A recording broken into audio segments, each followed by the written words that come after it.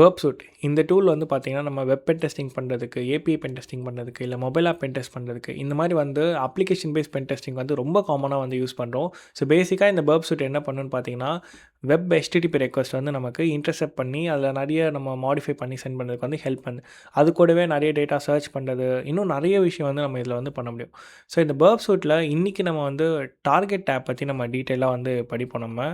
So அந்த target tape இது வந்து பார்த்தீங்கன்னா, நீங்க வெர்ப் சைட் ஓப்பன் பண்ண உடனே ஃபர்ஸ்ட் வர டேப் இது.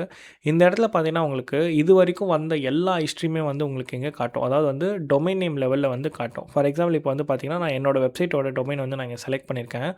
ஸோ இந்த வெப்சைட்குள்ள என்னென்ன HTTP ரெக்வெஸ்ட்லாம் போயிட்டு வந்திருக்கும். அதாவது ஸ்பெசிஃபிக்கா இந்த டொமைன்குள்ள என்னென்ன போயிட்டு வந்திருக்கோ, அது எல்லாமே உங்களுக்கு இந்த கன்டென்ட்ஸ்ன்னு சொல்லிட்டு இந்த டேப்ல வந்து காட்டும்.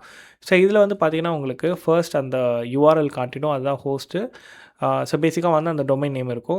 அண்ட் அது என்ன மெத்தட்ல போயிருக்கு. கெட்டா, புட்டா, போஸ்ட்டா, டெலீட்டா அது வந்து இங்க இருக்கும். அண்ட் இது வந்து எந்த எண்ட் பாயிண்ட்க்கு வந்து ஆக்சஸ் ஆயிருக்கு. அதாவது ஸ்லாஷ்க்கு அப்புறம் வர அந்த டேட்டா வந்து உங்களுக்கு இங்க வந்து காட்டும்.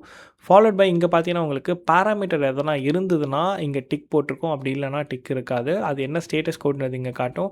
அதோட கன்டென்ட் லென்த். ஸோ பேசிக்கா அந்த பாக்கெட்டோட மொத்த லென்த் என்னன்றது வந்து உங்களுக்கு இங்க வந்து காட்டும்.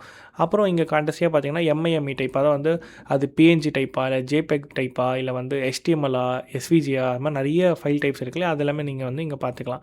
அந்த HTML-ல இருக்கிற டைட்டிலு, அப்புறம் வந்து அதுக்குள்ள இருக்க கன்டென்ட் அது எப்போ ரெக்வெஸ்ட் ஆன டைம்ன்றது உங்களுக்கு ஃபாலோ பண்ணி நீங்க பார்த்துக்கலாம். ஸோ நீங்க ஏதாவது ஒரு ஸ்பெசிஃபிக் ரெக்வெஸ்ட் வந்து நீங்க கிளிக் பண்ணியிருந்தீங்கன்னா, ஃபார் எக்ஸாம்பிள் நான் இதை கிளிக் பண்றேன். இதை கிளிக் பண்ணனா, அந்த HTTP-யோட ரெக்வெஸ்ட் இங்க வந்து நீங்க பார்க்கலாம். அது ஃபாலோட் பை இங்க பக்கத்துல கிளிக் பண்ணா ரெஸ்பான்ஸ் வந்து நீங்க பார்க்கலாம். இன்கேஸ் அதுக்கு ரெஸ்பான்ஸ் வந்திருந்தா தெரியும். இந்த மாதிரி டார்க்கா இருக்கிறது எல்லாத்துக்குமே வந்து ரெஸ்பான்ஸ் வந்திருக்கும். கிரேயா இருக்கிறது வந்து இன்னும் ரெஸ்பான்ஸ் வராம இருந்திருக்கும். ஸோ இதில பார்த்தீங்கன்னா, இங்க ரெஸ்பான்ஸோட டீட்டெயில்ஸ் பார்த்துக்கலாம். ரெக்வெஸ்ட் டீட்டெயில் பார்த்துக்கலாம்.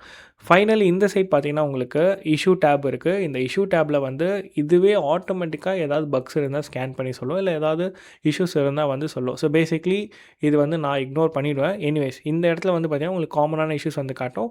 அதோட இஷ்யூவோட எலாபரேஷன் தான் வந்து உங்களுக்கு இங்க வந்து காட்டும். ஓகே. ஸோ இந்த மாதிரி நிறைய வெர்ப் சூட் ரிலேட்டடா கன்டென்ட் வந்து இருக்கு.